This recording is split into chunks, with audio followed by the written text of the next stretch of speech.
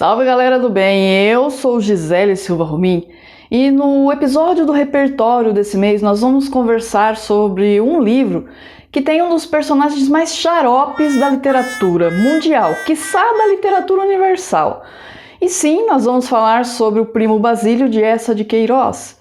Portanto, aproveita que agora nós temos vinheta, corre lá, tome um leite de magnésia, tome um antiácido e volta aqui para ter essa conversa comigo.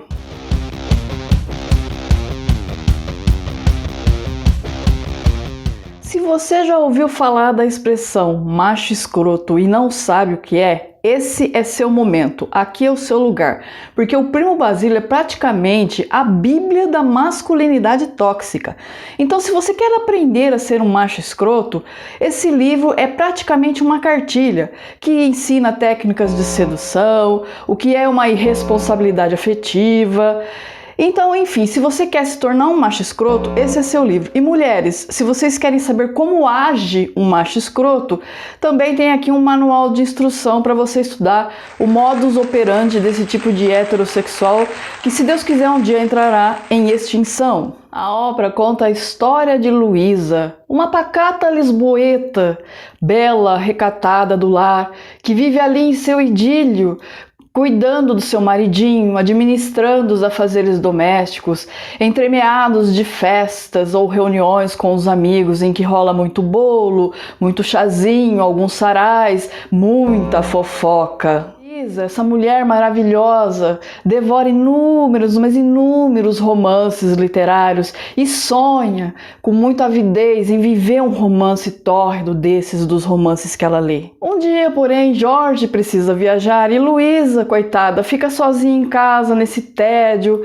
sem ter muito o que fazer, na mais absoluta solidão, que não dura muito porque ela recebe a visita de seu primo, o Primo Basílio, esse mesmo que dá o nome ao livro.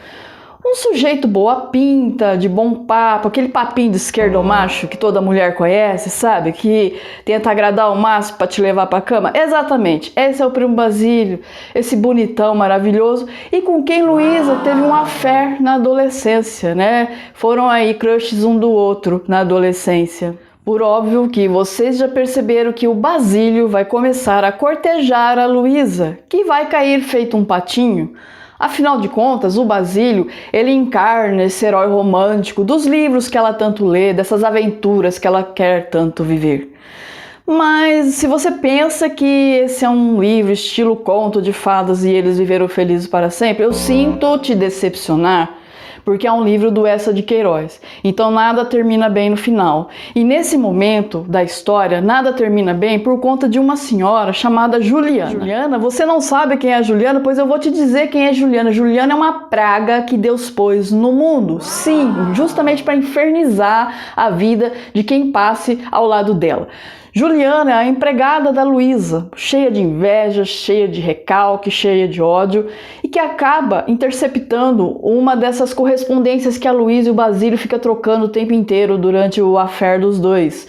E com isso ela acaba começando ali toda uma chantagem, uma tortura psicológica, um inferno na vida da Luísa. Sabe o que é mais infernal que a Juliana? É você.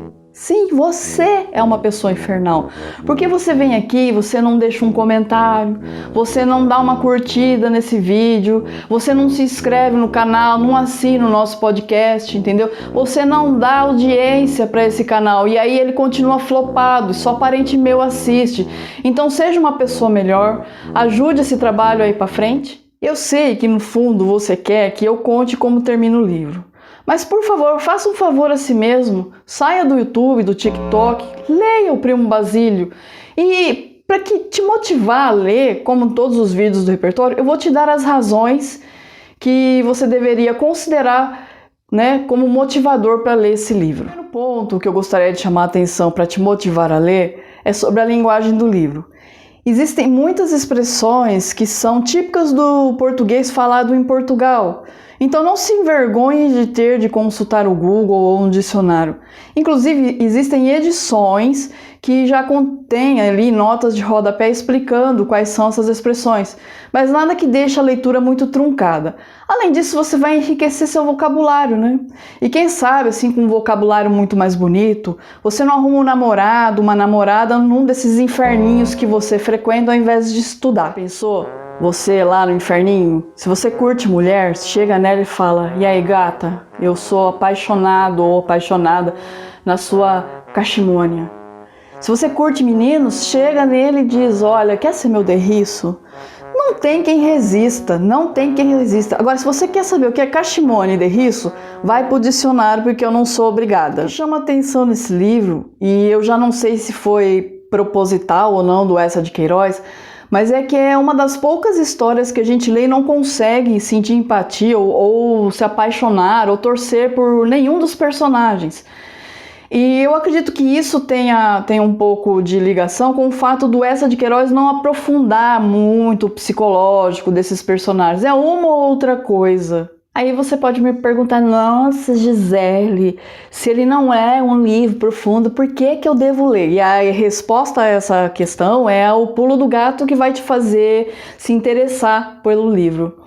Essa obra foi publicada em 1878 e o interesse claro que o Eça de Queiroz deixa ali é que ele pretendia criticar a sociedade portuguesa, em especial ali os costumes dos lisboetas. Então, o interessante, a cereja do bolo não está nesse romance rocambolesco entre a Luísa e o Basílio, entremeado aí dessa palhaçada que a Juliana provoca. Mas o interessante do livro são os diálogos que permeiam a história, os pontos de vista de personagens que não tem nada a ver ali com essa história de amor esdrúxula. Uma das cenas que eu particularmente curto muito é logo no início do livro, quando a Luísa recebe a visita de uma amiga, a Leopoldina, que é uma mulher que o Jorge detesta, porque ela é casada com um ogro insuportável e não faz questão absoluta de esconder o fato de ter inúmeros amantes. Então o Jorge não gosta da convivência dela com a Luísa, porém as duas são amigas de infância. E logo quando a Leopoldina já aparece nesse primeiro momento e tal, o ponto de vista abordado é da Luísa, e a Luísa descreve a Leopoldina com requintes de detalhe, e no finalzinho da descrição ela deixa escapar que se sente atraída pela amiga. Então olha que interessante, a Leopoldina é uma mulher que em público ela é execrada por homens, por mulheres, mas que no particular, ali no âmago, ela é desejada por esses mesmos homens, por essas mesmas mulheres. Um outro ponto que muitas vezes passa batido ali na história é o melhor amigo do Jorge, o Sebastião, e que acaba ajudando a Luísa aí nesse entrevero com a Juliana. Mas logo que tem assim a abordagem do primeiro ponto de vista do Sebastião, ele vai contando como foi o crescimento dessa amizade com o Jorge e tal. E fica bem nítido assim que o Sebastião, que é solteirão e tal, que ele tem um certo sentimento pelo Jorge, um sentimento que acabou não sendo vivenciado, mas que se transmudou ali para esse ar de adoração, de servidão. Um terceiro e último ponto aqui para abordar é que esse livro ele foi lançado em 1878, como eu já disse, e ele foi muito criticado, mas não só pelo que abordava ali, essas críticas muito ácidas à sociedade portuguesa, mas principalmente porque o Eça de Queiroz foi acusado de ter plagiado um livro chamado Madame Bovary, do Flaubert. E aí, quando você vai ler o enredo do Madame Bovary e compara com o Primo Basílio, você percebe ali que existe uma similaridade que parece aqueles trabalhinhos, sabe aqueles trabalhos de escola que você não faz, aí chega no amiguinho nerd e fala: "Você não me empresta?" E ele olha pra você e fala assim: mas muda as palavras para poder fingir que não copiou." Exatamente.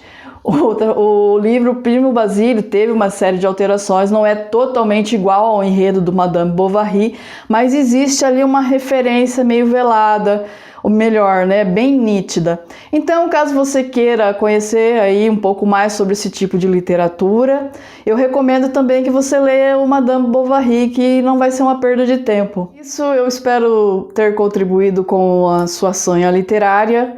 Agradeço muito, imensamente, quem chegou até aqui assistindo esse vídeo ou escutando o episódio do podcast. Um super beijo, gratidão por todos vocês, especialmente aos meus parentes que dão o engajamento desse canal. Um beijo e até a próxima!